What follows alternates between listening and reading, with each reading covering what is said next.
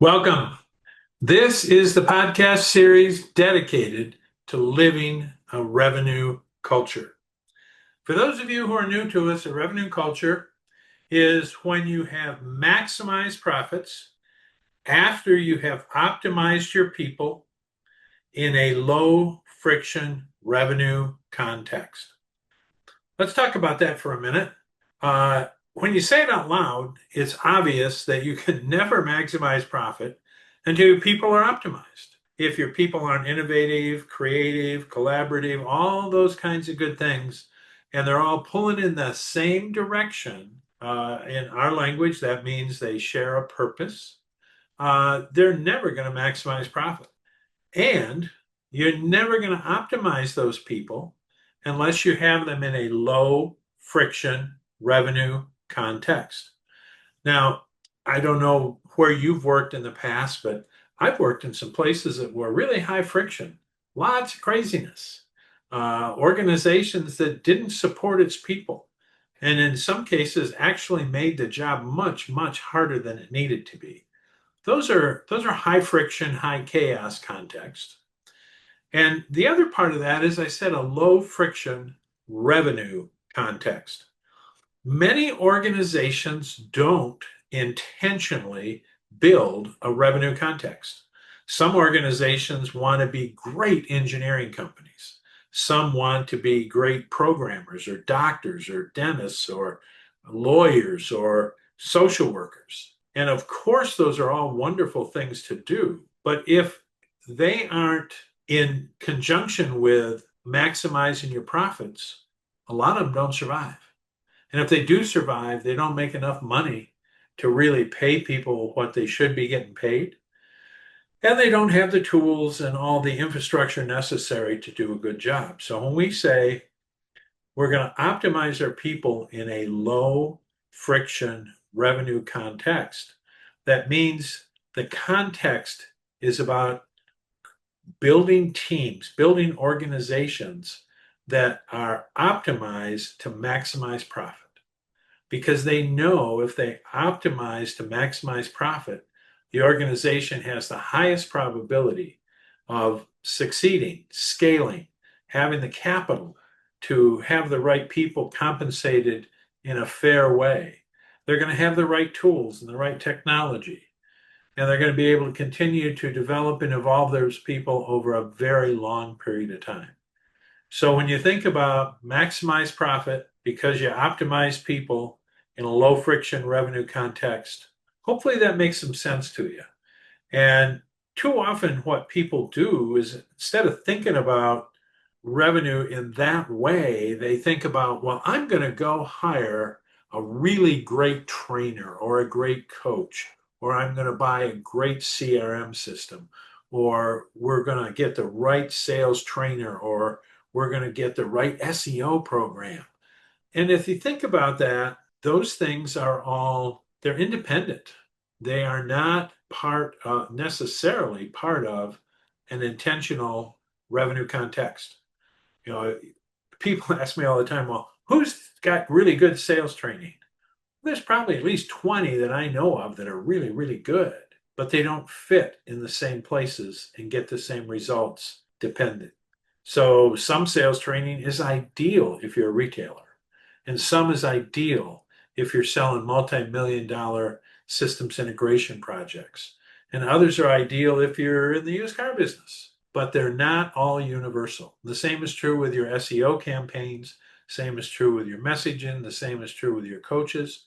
If you don't have a single context that's focused on optimizing your people to maximize your profit, you may have really talented people, you may buy good software, you may have all kinds of things that all by themselves, they're fine.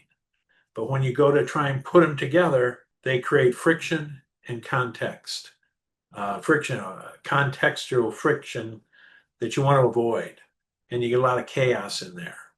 So hopefully, as you go through this podcast series with us, you're going to start thinking about this stuff a little different than maybe you did before. So most of the time, I interview somebody here, somebody who's active in the field, and they sit here with me and we do this real time. Today, we've got a special treat for you. we have a special guest who's one of our recent uh, graduates of our certification program. And that certification program certifies people to think and act like a chief revenue officer. Um, just a minute on that. Organizations try to hire chief revenue officers, and candidly, there aren't not many of them around who are truly capable, competent, and available. And the ones that are available are real expensive. And so most of the time, organizations can't really get one. But when they can get, is they can get their team certified to think like a chief revenue officer, which for a lot of small, mid-size, and even some large organizations is exactly what they need. You need a team playing like it had a great CRO, even if you don't have one. So that's why we certify people in CRO thinking, so they can go back to their company and they can act in a way that a CRO would say, yes, you're spot on.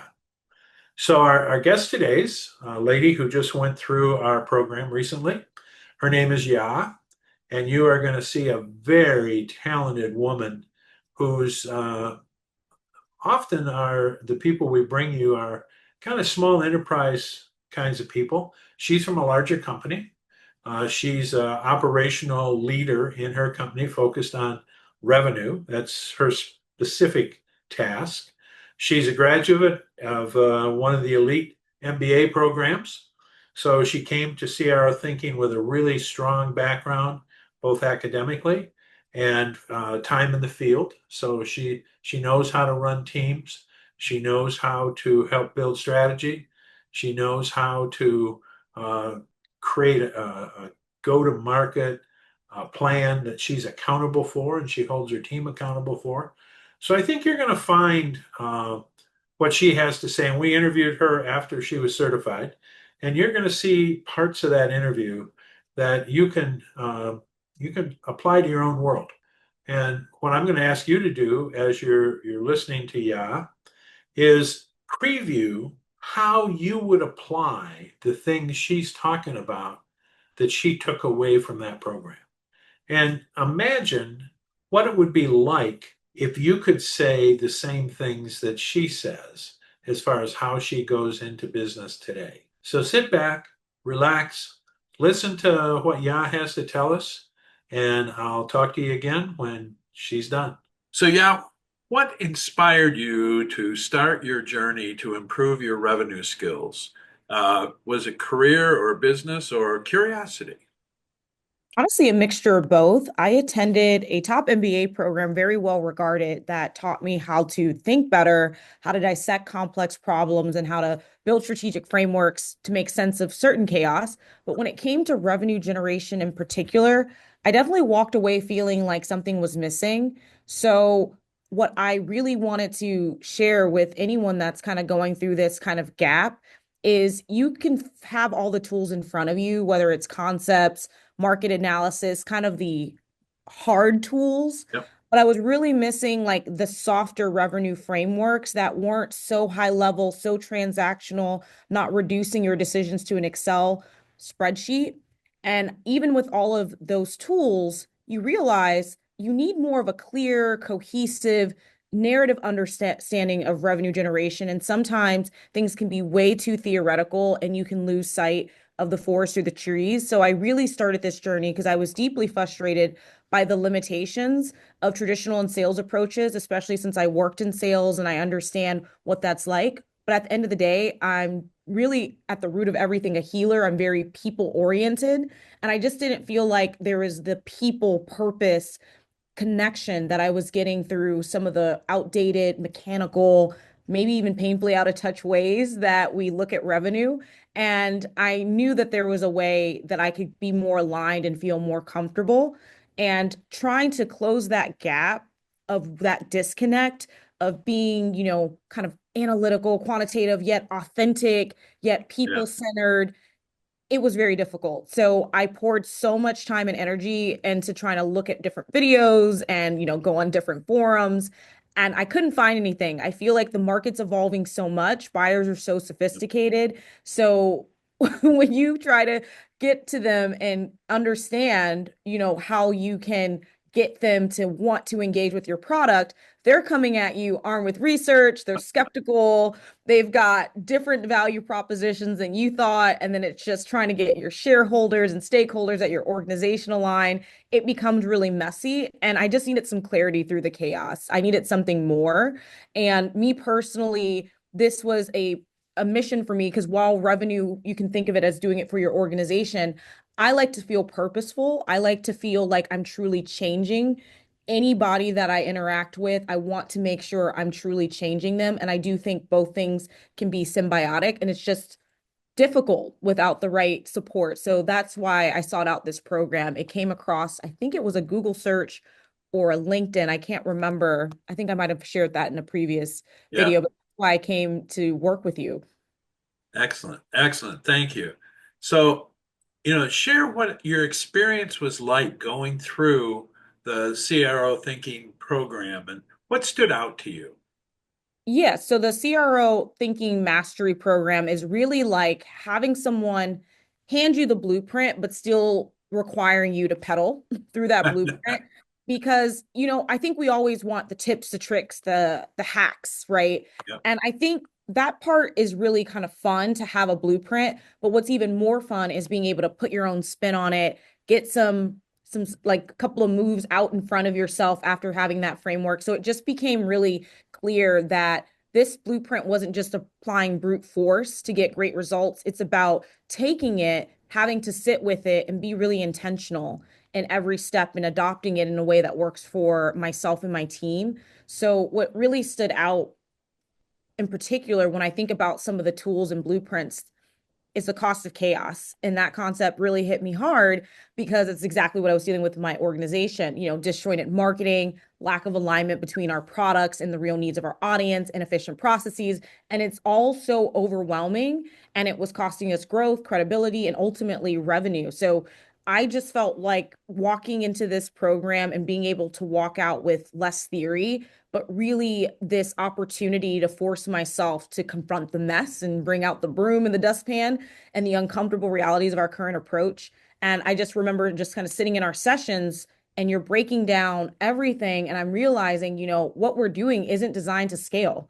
It's just painful to realize that you put so much time, so much energy, so many resources, so much manpower, and to come to terms with that is very liberating, and it also is a little scary, but to be honest, it helps get you forward and pedaling a little bit more.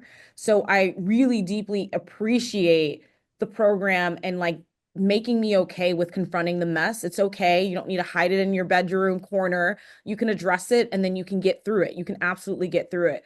The other piece of the program, the True North principle, I really freaked out about. That's another game changer, super powerful, because it's one thing to talk about a purpose. You see your mission and vision on your wall. Maybe it's in your SharePoint drive. Everyone's talking about it at every company meeting. It's another thing to entirely systematically align every single action. And you really pushed me for us to define rather our true north and our anti-true north.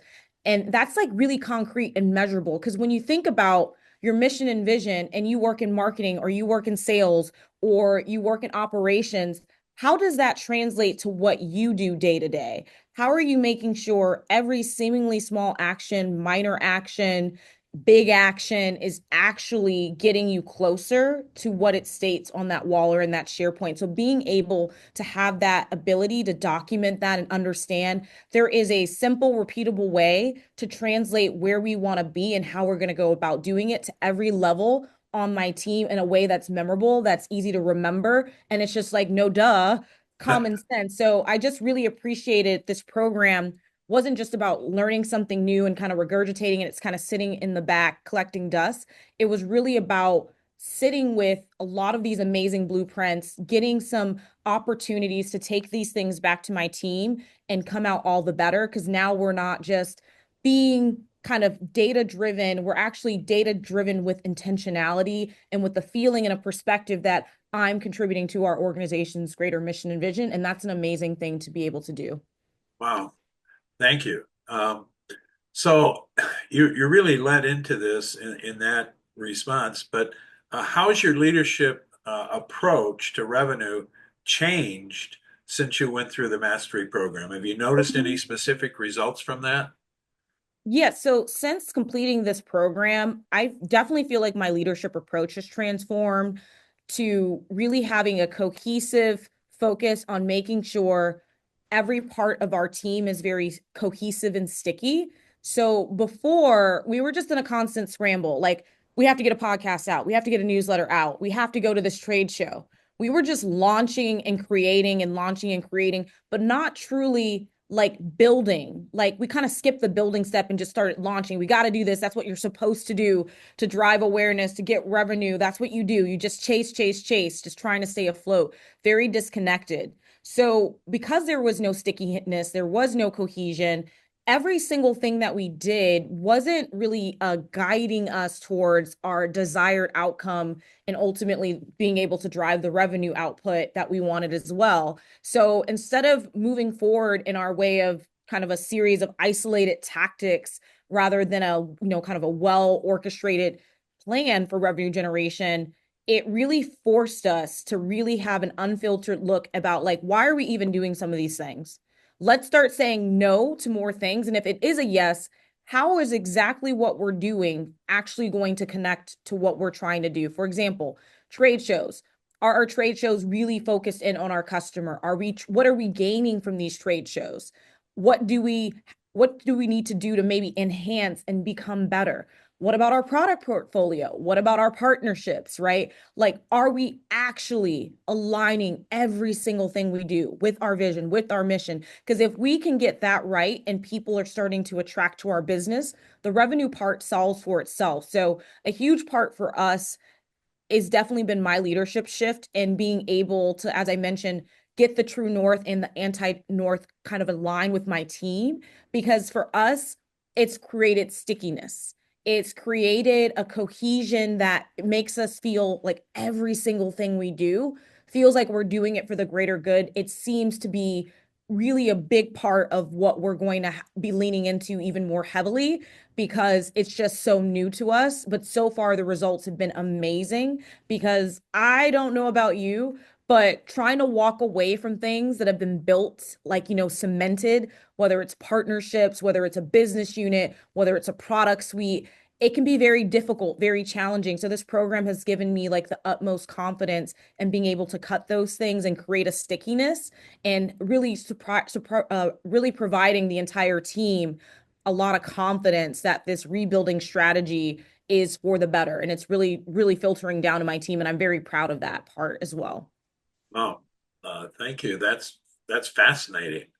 Um, so now let's go from there and look ahead. And as you think about the future after going through the program, how do you think it's going to impact your career? Because you're clearly somebody who's going to go someplace and do some things.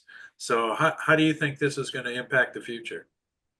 Yeah, so it's definitely reshaped fundamentally how I approach everything, as I mentioned, and specifically my leadership approach. But while I wasn't really starting from scratch, as I mentioned before, I do have an MBA from a top program and I wasn't totally clueless.